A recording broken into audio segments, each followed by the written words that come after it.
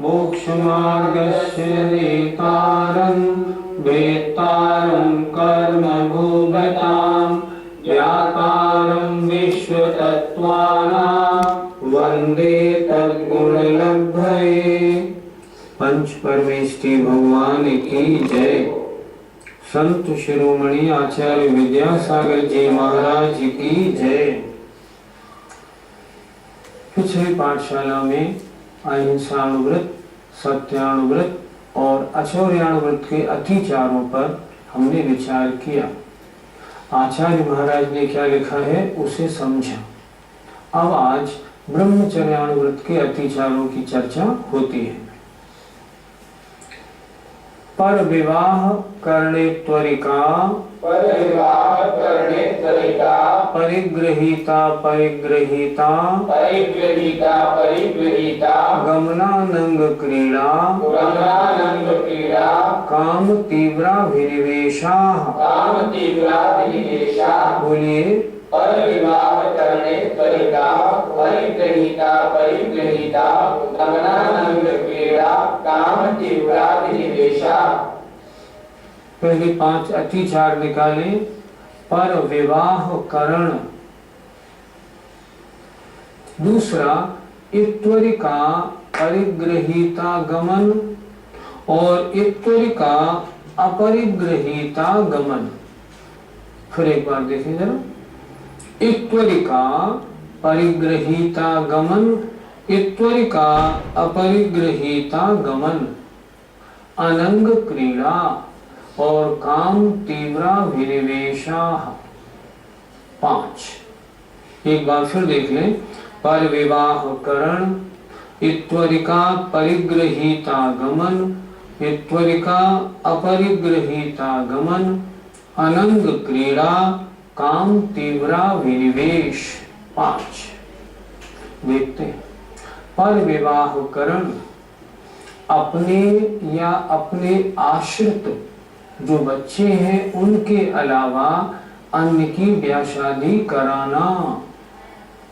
कुछ लोगों का ऐसा शौक होता है, उनके पास बहुत सारी जन्म पत्रियां, बहुत सारे लड़के लड़कियों के फोटो रहते हैं और आजकल तो मैरिज ब्यूरो का व्यापार ही कुछ लोगों ने शुरू कर दिया है। ये ब्रह्मचर्यानुव्रत का ये अतिचार उनसे संबंध रखता है। पर विवाह करण, दूसरों के विवाह कराना। व्रती किनका विवाह करा सकता है? जो उसके बच्चे हों, या यदि उसका कोई छोटा या बड़ा भाई उसका स्वर्गवास हो गया हो और वो बच्चे उसके आश्रित हों तो उनका। इनके अलावा अन्य किसी की ब्याह शादी में वो इंटरेस्ट बिल्कुल नहीं लेता। क्यों? क्योंकि शादी कराना ये भी एक तरह से कुशील पाप का समझिए साथी है। क्यों? शादी का और उद्देश्य ही जनरली क्या होता है। इसलिए पर विवाह करण पहला अतिचार। दूसरा इत्वरिका परिग्रहीता गमन। इत्वरिका माने बदचलन, जिसका चाल चलन खराब है। परिग्रहीता जो शादीशुदा है। गमन उसके यहाँ आना जाना। बहुत सी शादीशुदा महिलाएं ऐसी होती हैं जिनका चाल चलन चरित्र दूषित होता है, उनके यहाँ आना जाना। हम आते जाते हैं पर संबंध हम ठीक रखते हैं, नहीं रख पाओगे। क्यों? सामने वाली जो महिला है बदचलन है, आज नहीं तो कल तुम्हें चक्कर में फंसा ही लेगी। तीसरी बात, अगर ऐसा नहीं है ना तो समाज में कितनी बदनामी होगी। ये है तो व्रती, लेकिन उस महिला के यहाँ क्यों आते जाते हैं? इसलिए बिल्कुल नहीं करना। क्या हुआ? इत्वरिका माने बदचलन, परिग्रहीता माने शादीशुदा, उसके यहाँ गमन माने आना जाना। इत्वरिका अपरिग्रहीता गमन। इत्वरिका माने बदचलन, अपरिग्रहीता माने जिसका पति ना हो, विधवा हो, कुंवारी हो, तलाकशुदा हो, ऐसी महिलाओं के यहाँ आना जाना। इत्वरिका अपरिग्रहीता गमन, जिसका पति नहीं है, ऐसी बदचलन महिलाओं के यहाँ आना जाना। अनंग क्रीड़ा, काम सेवन के अंगों के अलावा अन्य अंगों से काम सेवन करना। काम तीव्रा विनिवेश, काम सेवन की तीव्र अभिलाषा रखना। काम सेवन की तीव्र अभिलाषा से तात्पर्य उम्र हो गई है 50-55 वर्ष की, फिर भी आजीवन ब्रह्मचर्य नहीं लेना, ये भी तो दोष है। 50-55 वर्ष हो गए, अब तो आजीवन ब्रह्मचर्य लेना ही लेना चाहिए। दूसरी बात, अष्टमी चतुर्दशी आदि के दिनों में भी काम सेवन करना, काम तीव्रा विनिवेश। तीसरी बात, अन्य और पर्व के दिनों में 10 लक्षण, 16 कारण या अष्टानिका आदि के दिनों में, या तीर्थ क्षेत्रों पर यात्रा करने गए हैं उस समय भी संयम से ना रहना, इसे कहते हैं काम तीव्रा विनिवेश। इससे बचना चाहिए। होना ये चाहिए शादी से पहले ही बच्चों को नियम दिला दे कि जीवन पर्यंत अष्टमी चतुर्दशी अष्टानिका और 10 लक्षण पर्व में हम संयम से रहेंगे, ताकि वो उसका पालन कर लें। ऐसा करने से ब्रह्मचर्य व्रत मतलब ब्रह्मचर्याण व्रत का बहुत अच्छी तरह पालन होता है। फिर देखें एक बार, पर विवाह करण, दूसरों के शादी कराना। मैंने श्रावकाचार पढ़े, उनमें कितनी सुंदर बात लिखी। श्रावक के लिए यह आदेश किया है, अगर तेरा बड़ा भाई, तेरा छोटा भाई तेरी बेटी की शादी कर सकता हो, शादी तय कर दी, ठीक, अब बारात आने वाली है मान लो 10 तारीख को, तो तेरा कर्तव्य होता है अपने बड़े छोटे भाई को रुपए दे दे, भैया ये 10 लाख रुपए रखे हैं, तुम मेरी बेटी को ब्याह देना, मैं तो 10 दिन के लिए क्षेत्र पे जा रहा हूँ। क्यों जा रहा हूँ? क्योंकि यहाँ रहूंगा तो अगले 7 दिन तक बहुत अशुभोपयोग रहेगा। शादी की व्यवस्था तुम कर देना, लो ये रुपए रखे, मैं तो जब शादी हो जाएगी, विदा हो जाएगी, तब आनंद से आ जाऊंगा। ये लिखा है श्रावकाचारों में कि व्रती तो अपनी बेटी की शादी के उस दंड फंद से, उस अशुभोपयोग से बचने की भी निरंतर वांछा रखता है। तो जो अपनी बेटी की वांछा रखता हो अशुभोपयोग से बचने की, अन्य की बेटा बेटियों की शादी के चक्कर में क्यों फंसेगा? आपने अन्य किसी की शादी करा दी और वो लड़का या लड़की ठीक नहीं निकला तो जिंदगी भर ताने सुनने को मिलते हैं। ऐसे चक्करों में क्यों फंसे? इसलिए वो अन्य का विवाह नहीं कराता। इत्वरिका परिग्रहिता गमन, बद चलन, शादीशुदा महिलाओं के यहाँ आना जाना बिल्कुल ठीक नहीं। इत्वरिका अपरिग्रहिता गमन, जिनका चाल चलन खराब है, ऐसी तलाकशुदा, विधवा या कुंवारी लड़कियों के यहाँ आने जाने का त्याग करना। अगर आना जाता है, अगर आता जाता है तो ब्रह्मचर्याण व्रत में अतिचार लगता है। चौथा, अनंग क्रीड़ा, काम सेवन के अंगों के अलावा अन्य अंगों से क्रीड़ा करना अतिचार, और काम सेवन की तीव्र अभिलाषा रखना, ये 5 ब्रह्मचर्याणुव्रत के अतिचार हैं। ब्रह्मचर्याणुव्रती अपनी स्त्री में संतोष रखता है। कोई कहे हम अपनी स्त्री के साथ ही तो करते हैं, तो उनका भी कहना है नहीं, उसमें भी ज्यादा लगाव नहीं रखना। क्यों? अगर सम्यक दृष्टि वृत्ति है, अगर सम्यक दृष्टि वृत्ति है, पंचेंद्रियों के विषयों में वैसे ही नहीं उलझता, वैसे ही नहीं उलझता, क्योंकि वो जानता है ये कार्य अच्छा नहीं। ब्रह्मचर्यानुव्रति टीवी आदि देख सकता है या नहीं? नहीं देख सकता। मैं कहता हूँ टीवी आदि में आजकल सब जगह अश्लीलता ही अश्लीलता है। अधिकांश फिल्मों में अश्लीलता ही परोसी जाती है। हाँ, अगर टीवी आदि में कोई धार्मिक प्रोग्राम हो, जैसे आप लोग देख रहे हैं, इसका निषेध नहीं। और भी जैन चैनल ऐसे हैं जिनमें अच्छे अच्छे धार्मिक प्रोग्राम, महाराजों के प्रवचन, तीर्थ यात्रा का वर्णन आता है, उन्हें देखने में आपत्ति नहीं।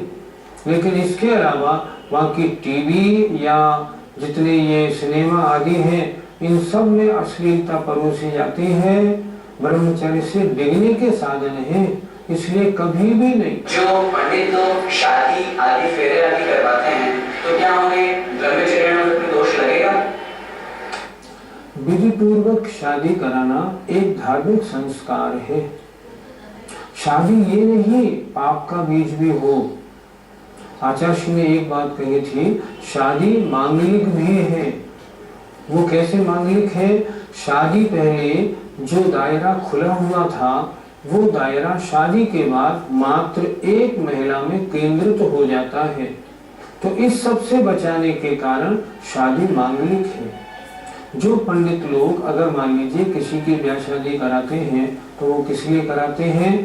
ताकि वंश परंपरा चलती रहे, जैन धर्म का हमेशा सद्भाव बना रहे, ताकि ये दोनों पति पत्नी धार्मिक विधि विधान से शादी करें और अपने जीवन को धार्मिकता के साथ चलाएं, धार्मिक सारे नियमों का पालन करें। उनकी ये भावना है, इसलिए ये एक संस्कार है, इसे कराने में ऐसी आपत्ति नहीं। लेकिन अगर कोई विद्वान पंडित रात्रि में विवाह शादी संस्कार कराते हैं तो उचित नहीं। फेरे आदि का कार्य दिन में होना ही उचित। अब परिग्रह परमाणु व्रत के अतिचारों पर अगला सूत्र देखते हैं। क्षेत्र वास्तु हिरण्य सुवर्ण धन धान्य दासी दास कुप्य प्रमाणातिक्रमा। क्षेत्र वास्तु हिरण्य सुवर्ण धन धान्य दासी दास कुप्य प्रमाणातिक्रमा। बोलिए। क्षेत्र वास्तु हिरण्य सुवर्ण धन धान्य दासी दास कुप्य प्रमाणातिक्रमा। इसमें इनको जोड़े से लगाएंगे। पहला अतिचार क्षेत्र वास्तु प्रमाणातिक्रम, दूसरा होगा हिरण्य सुवर्ण प्रमाणातिक्रम, धन धान्य प्रमाणातिक्रम, दासी दास प्रमाणातिक्रम और कुप्य प्रमाणातिक्रम। 5। अब थोड़ा समझते हैं। क्षेत्र माने होता है खेत और वास्तु माने होता है मकान। जब परिग्रह परमाणु व्रत लिया था तब मैं इतने खेत और इतने मकान रखूंगा, इसका नियम ले लिया था। अब क्या हुआ, मान लीजिए मेरे 2 खेत थे, अब मैंने तीसरा खेत और खरीद लिया, तो इस तरह किया तो मेरा व्रत भंग हो गया, अनाचार।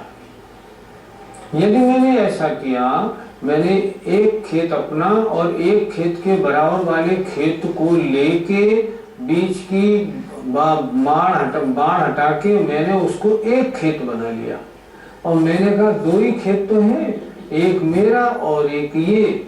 अगर ऐसा किया है दोष है, अतिचार है। इसे अनाचार में क्यों नहीं लिया? अनाचार में क्यों नहीं लिया? उसे अपने व्रत का होश है, क्योंकि मेरे 2 का नियम है। अब उसने क्या किया, उस दूसरा खेत था ना, उसकी बीच की बाढ़ हटा दी और उसको पूरा एक कर दिया। मेरे ये 2 खेत हैं। अगर ऐसा करता है तो दोष लगता है। वास्तु मेरा नियम है, मैं 2 फ्लैट रखूंगा। अब मैंने क्या किया, एक बराबर वाला फ्लैट सस्ता मिल रहा था, मैंने दोनों फ्लैटों को मिला के बीच का रास्ता तोड़ के एक फ्लैट बना लिया। अब मेरे तो 2 ही फ्लैट तो हैं। नहीं, अतिचार हो गया। यहाँ अधिक की वांछा होना ही अतिचार है। बात करो पहले से कम करने की, बढ़ाने का क्या काम। तो खेत और मकान इनके प्रमाण का अतिक्रम करना। दूसरा हिरण्य सुवर्ण, हिरण्य माने होता है चांदी या मुद्रा, कैश। सुवर्ण माने सोना। इन दोनों का जितना मैंने तोल रखा था, जितनी मैंने काउंटिंग रुपए की रखी थी, उसका उल्लंघन कर देना। आजकल कुछ लोग क्या कहते हैं, हमने जब 5 लाख का नियम लिया था, वे 5 लाख आज के 50 लाख के बराबर होते हैं, तो हमारा नियम तो 5 लाख का 50 लाख हो गया, तो अब ज्यादा रुपए नहीं रखे तो गुजारा कैसे होगा। पहले तो 5 लाख का ब्याज 5,000 महीना मिलता था, गुजारा हो जाता था। अब तो 5,000 में कुछ भी नहीं बनता, तो ऐसे कैसे गुजारा होगा। नहीं, अगर ऐसा होता है तो उसे परिग्रह प्रमाण व्रत में अतिचार माना जाएगा। और अगर वो नियम 5 लाख का 15 लाख कर लेते हैं तो अनाचार माना जाएगा।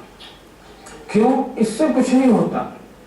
पंडित रतनचंद जी मुख्तियार का जो नियम था कि मैं इतने रुपए रखूंगा, जब आगे महंगाई बढ़ती गई और उनके ब्याज के पैसों की कीमत कम होती गई, तब उन्होंने क्या किया, पहले 2 बार भोजन करते थे, फिर 1 बार भोजन करने लगे। और महंगाई बढ़ गई तो पहले पूरी धोती पहनते थे, फिर आधी धोती पहनने लगे। और महंगाई बढ़ गई तो उन्होंने स्पष्ट कहना शुरू कर दिया, जिसे मुझे अपने यहाँ बुलाना हो, भैया मेरे घर से ले जाओ, मेरे घर पर छोड़ जाओ, मेरे पास तांगे रिक्शे के भी पैसे नहीं है। अगर ऐसी परिस्थितियां आ जाए तो नियम का महान फल होता है। उस समय देखा जाता है कि नियम पालने वाला कितना मजबूत है। महंगाई से कुछ फर्क नहीं पड़ता, हम अपनी इच्छाओं को और कम करें और कम करें और कम करें। मुझे एक बड़ी अच्छी बात याद आती है। आचार्य जी के पास एक सज्जन बैठे हुए थे, बड़े दुखी थे, प्रतिमाधारी थे। उन्होंने आचार्य जी से निवेदन किया, महाराज मेरे पास मैंने 5 लाख रुपए का नियम लिया था। अब 5 लाख रुपए जिस बैंक में जमा कराए थे वो बैंक डूब गई। अब मैं क्या करूं, दोबारा नौकरी करूं, व्यापार करूं, क्या करूं? अब मैं उस लायक नहीं हूं, मेरा सारा जीवन तो खराब हो गया, अब मुझे क्या करना? आचार्य से बड़े प्रसन्न हुए और बोले, कुछ नहीं, इतना और करो, ये जो कपड़े पहने हो ना इनको और उतार दो और मेरे पास आके बैठ जाओ। ये तो बड़ी खुशी की बात है। जो परिग्रह नहीं छूट रहा था ना वो छूट गया तो सारा काम हो गया। ऐसे विचार रखने हैं ना। क्या पंक्ति लिखी है, उन्हीं जैसी चर्या में यह चित्त सदा अनुरक्त रहे। उन्हीं जैसी कैसी? दिगंबर साधु जैसी चर्या में। मुझे तो साधु बनना है। संपत्ति नष्ट हो गई, चलो मैं छोड़ता हूँ। तो क्या हुआ, हिरण्य माने चांदी और रुपया और सुवर्ण माने सोना, इनका जो प्रमाण रखा था, चाहे कितनी महंगाई आ जाए मैं उससे हटूंगा नहीं। अगला चलते हैं, धन धान्य। धन माने गाय भैंस आदि, धान्य माने अनाज आदि। मान लो पहले गाय रखते, 2 गाय 2 भैंस रखने का नियम था। अब भैंस मिलनी बंद हो गई तो हम 4 गाय रख ले? नहीं, 4 गाय नहीं रख सकते। 2 गाय 2 भैंस का नियम है तो नियम तो वो ही रखना पड़ेगा, नियम चेंज नहीं होगा। नहीं है तो मत रखो, नियम तो ऐसे रहता है। दासी दास, मैं इतनी नौकरानी और इतने नौकर रखूंगा। अब नौकरानियां मिलना बंद हो गई तो मैं नौकर बढ़ा लूं? नहीं, नौकर नहीं बढ़ेंगे। वो तो जो नियम आपने लिया है नियम वो ही रहेगा। कुप्य माने कपड़े, और इनके साथ में अगर हम लगाएं भांड माने तो बर्तन या मसाले आदि। इन सब का जो नियम ले लिया है वो ही नियम यावत जीवन पालन करना होगा। परिग्रह प्रमाण व्रत के जो नियम लिए जाते हैं ना, वे सारे जीवन के लिए लिए जाते हैं, परिस्थितियों के अनुसार बदलते नहीं। परिस्थितियों के अनुसार हमें बदलना पड़ता है, और हम जितने जितने बदलेंगे ना उतना उतना पुण्यबंध विशेष होगा। इसलिए क्या अर्थ बना, खेत और मकान, चांदी रुपया और सोना, धन गाय भैंस और अनाज, नौकरानी और नौकर, कपड़े बर्तन आदि के प्रमाण का उल्लंघन करना। अगर आपने प्रमाण बढ़ा लिया है तो हो गया व्रत भंग, और आपने एक को घटा के एक को बढ़ाया है तो क्या होगा, तो होगा अतिचार। क्योंकि आपको अभी ध्यान है मेरा नियम तो ये है, नियम भंग नहीं हो जाए, इसलिए तो अतिचार होगा।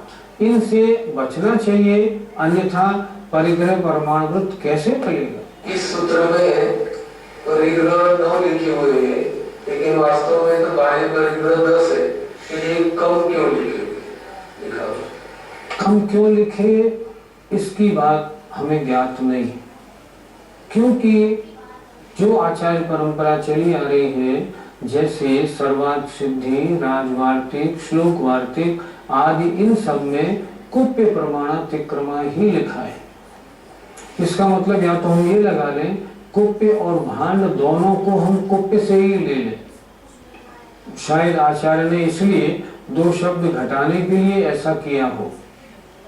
लेकिन मैंने जब इस बारे में थोड़ी जानकारी की और तत्वार सूत्र की पुरानी पांडुलिपियां निकाली तो मुझे 16वीं शताब्दी की ऐसी पांडुलिपियां मिली जिनमें कुप्य भांड प्रमाणातिक्रमः लिखा है। आज भी आचार्य विद्यासागर जी महाराज के संग में जब ये सूत्र पढ़ा जाता है ना तो कुप्य भांड प्रमाणातिक्रमः पढ़ा जाता है। इसके पढ़ने में कोई दोष तो नहीं है, लेकिन अगर बात कोई ये करे मूल परंपरा क्या है तो मूल परंपरा तो वही है जो सरवार सिद्धिकार राजवार्तिककार ने लिखी है। वहां भांड शब्द देखने को नहीं मिलता। अब क्यों नहीं मिलता ये नहीं मालूम, लेकिन इतना जरूर है कुप्य से हमें कुप्य और भांड दोनों लगा लेने चाहिए। हमारा नियम है कि मैं 2 गाय को रखूंगा, 2 गाय मैंने रखी और उनके बीच में एक बछड़ा हो गया, तो फिर हम क्या करें? अगर आपका 2 गाय का नियम है तो श्रावकाचार्यों ने जो लिखा है वो मैं आपको बता रहा हूँ। उसमें तो ये लिखा है यदि एक गाय गर्भवती हो जाती है तो दूसरी गाय फौरन बेच दो। क्यों? गर्भ में आ गई तो भी 3 हो गई ना, नहीं चलेगी।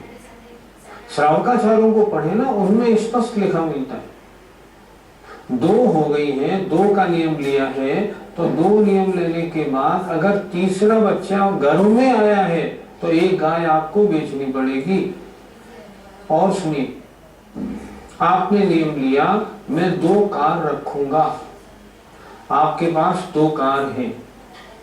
अब आप एग्जीबिशन देखने गए और आपने एक बहुत बढ़िया कार वहां देखी, आपका मन बोला ये कार लेनी चाहिए।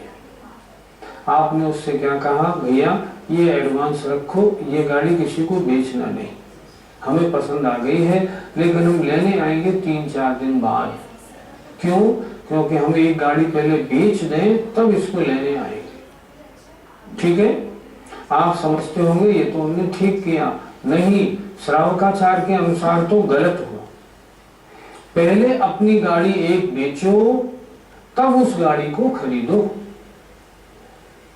अगर आपने एडवांस दे दिया, अब कोई वहां एग्जीबिशन में आता है और पूछता है ये गाड़ी हमें चाहिए, भैया ये गाड़ी बिक चुकी, ये गाड़ी तो फलाने सेठ साहब ले जाएंगे, वो अपना बयाना दे गए।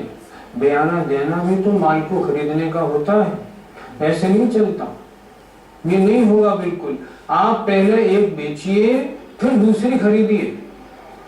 परिग्रह परमाणुवृत्त लेने का तरीका ये है, अगर आपका 50 साड़ी का नियम है तो आप अपने पास 40-42 ही रखिए, क्योंकि 2-4 तो नई पुरानी और हो सकती है। ऐसा भी हो सकता है कहीं आप जाएं और आपको भेंट में मिल जाए 1-2 साड़ियां, तो उनका आप क्या करेंगे?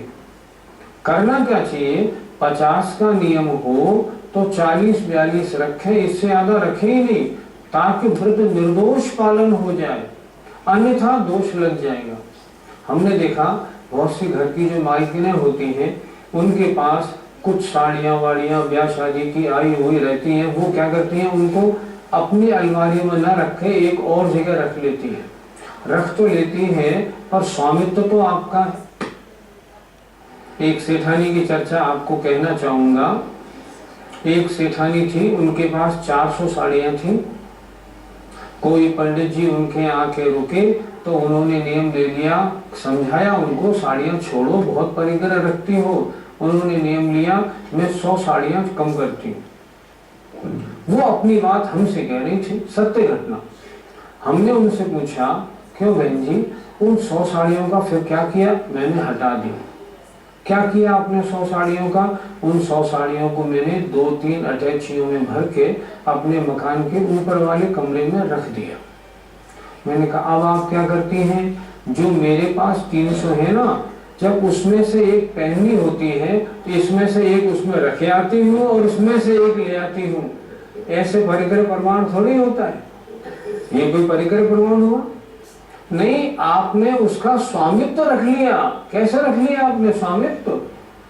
आपको चाहिए क्या था, जिस दिन पंडित जी ने कहा था कि मैं 100 साड़ी, जिस दिन पंडित जी से नियम लिया था उसी दिन उन 100 साड़ियों को अपने स्टॉक में से अलग करके उसी दिन बांट देना चाहिए था कि 100 साड़ियां मैं बांट देती हूँ। मान लो आपने 4 कुर्तों का नियम लिया, अब 4 कुर्तों में 2 कुर्ते हो गए पुराने, आपने दोनों पुराने कुर्तों को हटा के नीचे रख दिया, ये तो किसी को देने के काम में आएंगे, 2 कुर्ते और सिलवा लिए, नहीं आपका नियम भंग होगा। पहले उन दोनों को दे दो फिर नए सिलवाओ, अन्यथा नहीं चलेगा। कुछ लोग क्या करते हैं, अपना नियम तो रखा सुरक्षित, एक मकान खरीदना था, मैंने अपने बेटे के नाम से खरीद लिया, बेटे के नाम से खरीदा, स्वामित्व तो आपका है, नहीं ये भी नहीं चलेगा। यहाँ धर्म के मामले में चालाकियां नहीं चलती, यहाँ तो धर्म के मामले में वास्तविकताएं चलती। अच्छा, किसी का परिग्रह प्रमाण व्रत हो तो क्या उसकी दुकान, उसके नाम को हम दुकान में प्रयोग कर सकते हैं? करो तो करो, लेकिन उस दुकान के मुनाफे में उसका शेयर नहीं होना चाहिए कि नहीं इस दुकान के मुनाफे का इतना हिस्सा मुझे मिलेगा, अगर इतना हिस्सा मुझे मिलेगा तो वो हिस्सा आपका माना जाएगा और फिर आपके परिग्रह प्रमाण में जितना रुपए का नियम है वो भंग तो नहीं हो रहा, ये देखना पड़ेगा। होता क्या है, जिनके बाबा या पिताजी के नाम से दुकानें चलती हैं वो तो सैकड़ों वर्षों तक चलती है, तो केवल नाम रखने से वो पुण्य पाप होने नहीं लगता। हमारा लगाव है या नहीं, परिग्रह उसे माना जाता है। परिग्रह किसे कहते हैं, इसमें आया था ना, मूर्छा परिग्रहो। मूर्छा माने ममत्व भाव, ममत्व भाव माने यह मेरा है, इसका नाम ममत्व भाव है। कोई भी वस्तु हो अगर यह मेरी है, चाहे उसकी कीमत कुछ भी नहीं हो, आपका स्वामित्व माना जाएगा, चाहे पुराना हो, फटा हो, कुछ भी हो। आपने पैर रगड़ने के लिए एक ईंट का टुकड़ा सड़क पे से लाके अपने बाथरूम में रख लिया है, अगर कोई नौकर हटा दे तो आप बोलते हैं ना वो पत्थर का टुकड़ा कहाँ गया, अरे बड़े काम की चीज थी, वो भी आपके परिग्रह में है। क्यों? यह मेरा है, ये संकल्प आपका उसके साथ बना है, इसलिए बहुत सावधानी रखनी चाहिए। जितना नियम है उससे दूर रहना चाहिए, और अगर कहीं कोई ले दे मना कर देना चाहिए, मेरा इतने का नियम है, मैं ये चीज स्वीकार नहीं करूंगा। आज तो पूरे आधे घंटे में मात्र 2 ही सूत्रों की चर्चा हुई, लेकिन नहीं, फिर भी दोनों सूत्र बहुत समझने वाले हैं।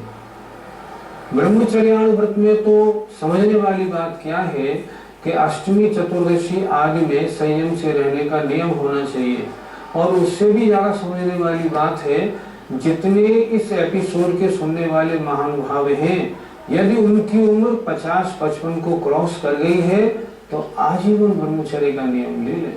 अरे जीवन सफल बनाना है हमें। परिग्रह प्रमाण व्रत क्या कहता है, संतोषी बनो, ज्यादा लालसा क्यों, पहले नियम इतना लिया था, अब अगले साल छोटा करो, अगले साल और छोटा करो, तब है इन बातों को सुनने का लाभ, नहीं तो नहीं। हमें आशा है आप बड़े इंटरेस्ट से बातें सुनते हैं तो जीवन में उतारेंगे ही उतारेंगे। जय जिनेंद्र।